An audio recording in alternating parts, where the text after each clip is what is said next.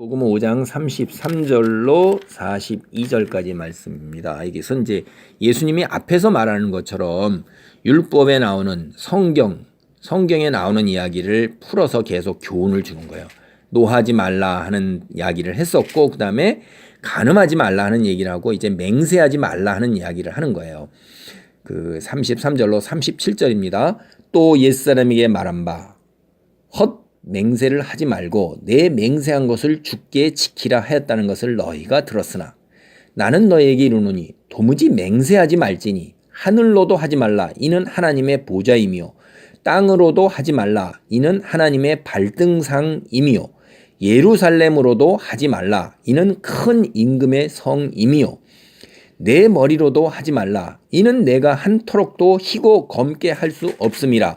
오직 너희 말은 옳다 옳다 아니라 아니라 하라. 이에서 지나는 것은 악으로부터 나느니라.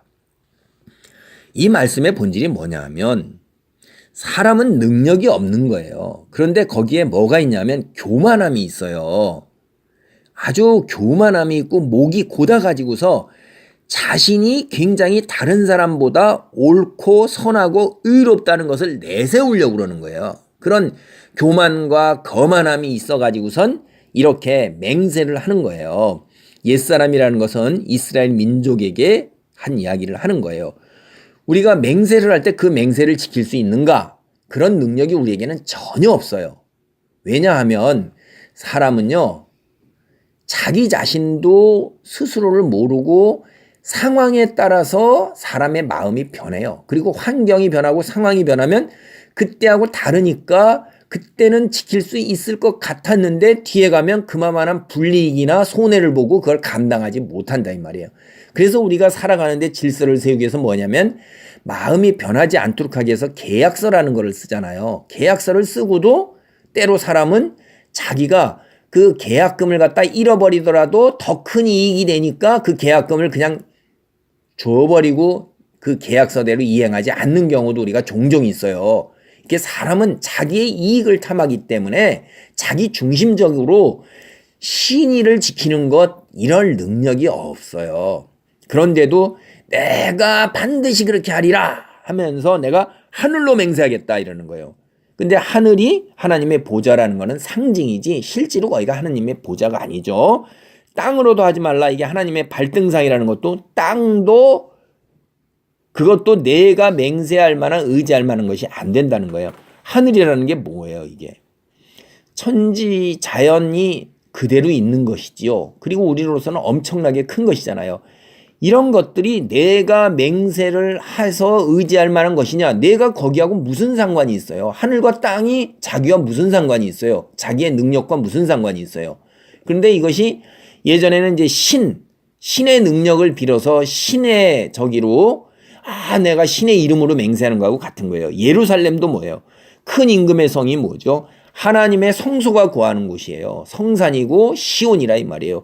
하나님, 큰 임금이 하나님인데 내가 하나님하고 무슨 상관이 있어요? 네가 하나님의 뒷 배경이에요? 내 힘의 원천이 거기에요? 그게 자기가 그렇게 교만하게 해서 거기다 대고 자기가 하는 이야기가 진실이고 틀림없고 자기는 이뤄낼 능력이 있다는 얘기를 하는 건데 이거 순 거짓이고 교만이거든요. 자랑이에요. 그리고 36절에 내 머리로 하지 말라. 내 머리카락도 셀 수도 없고 머리카락 한 올이라도 내가 만든 것이 있냐 이 말이에요. 피조물 주체. 자기로는 하나 또 희구 검게 할 수 있어요. 머리카락 하나 또. 그런데 거기다 대고도 어떤 경우에 보면 자기 이름 석자를 들고 맹세한다고 그래요. 자기 이름 석자가 그게 무슨 의미가 있어요? 능력이 있어요? 전혀 능력이 없거든요. 이름 석자라는 게 뭐가 그렇게 대단한 건데 자기가 그만큼 대단한 인물이라는 거예요. 절대로 자기 맹세는 변함이 없이 반드시 이루어진다 하는 건데 그런 교만과 거만 그 다음에 상황이 바뀌었을 때 자기가 그게 올무가 된다 이 말이에요. 절대로 인간은 이런 교만과 오만에서 그 다음에 자기가 뒤 배경의 신의 능력에서부터 비롯된다는 것 그 다음에 자기의 운명이나 자기의 모든 것을 자기가 다스릴 수 있다는 이런 교만에서 벗어나야 되는 거예요.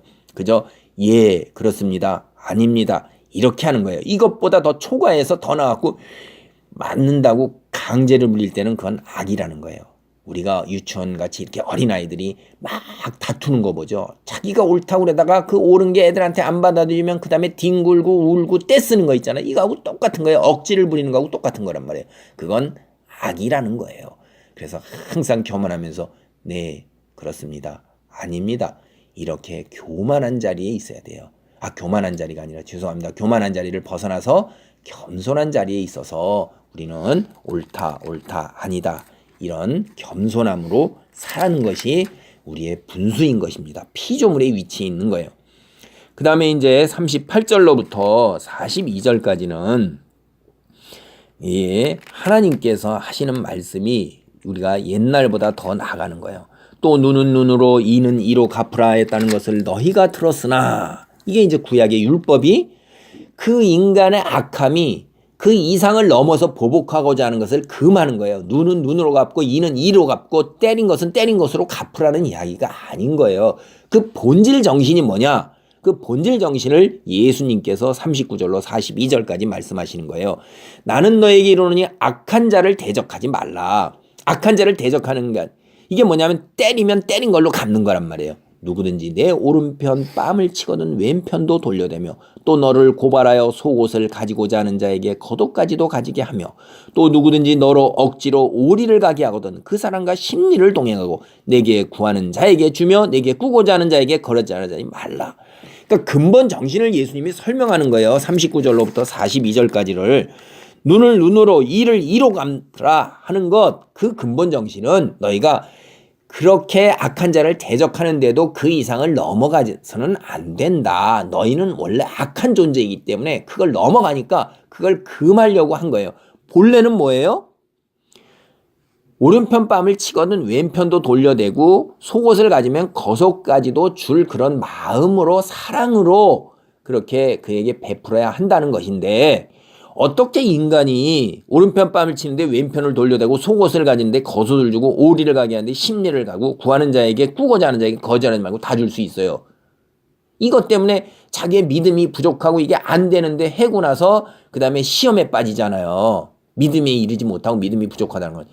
예수님이 말씀하시는 것은요, 이런 근본 정신을 이야기하는 것이지 자기의 믿음의 분량대로 해야 되는 거예요.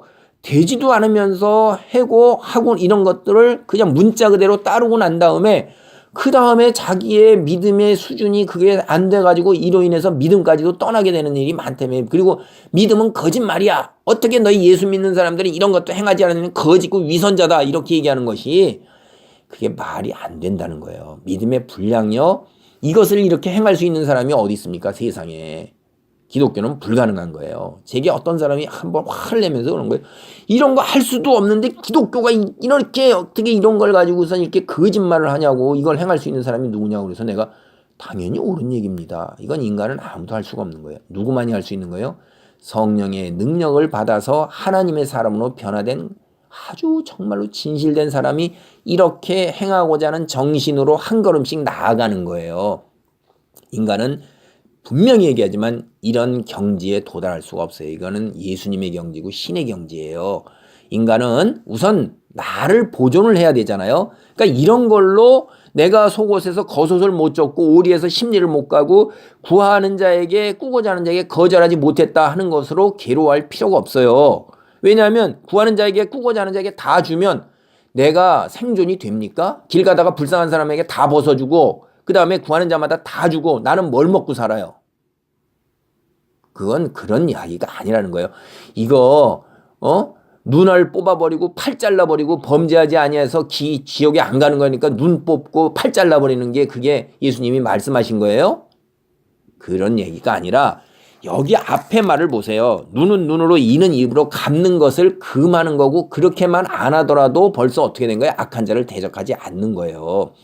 맞았을 때 그 맞은 것을 하나님께 억울함을 아뢰고 호소하고 신께서 심판해 주시기를 간구하는 정도만 해도 굉장한 신앙의 수준이에요. 그러니까 이런 것들, 이런 수준은 믿음의 분량에 따라서 여기까지 나아가고자 하나님께 성령을 간구하고 그런 첫걸음을 떼시는 것에서 나아가는 거예요. 그런 정신을 가지라 하는 거예요. 악한 자를 대적하지 않는 정신을 가지라 하는 것이지 문자 그대로 이대로 살아갈 수 있는 사람 없다는 것을 아시고, 기독교인에서 너무 위선적인 의식, 허위 의식에서 이렇게 너무 괴로워하지 마시라 하는 이야기를 말씀을 드립니다. 그래서 인간이 겸손한 자리에, 교만하지 않은 자리에 우리가 설 수 있고 하나님 말씀 따라서 순종하고자 해서 사랑하는 마음을 가질 수 있도록 하는 자리에 설 수 있도록 분별력을 지니고 정말 지혜로운 신앙이 되기를 바랍니다. 아멘.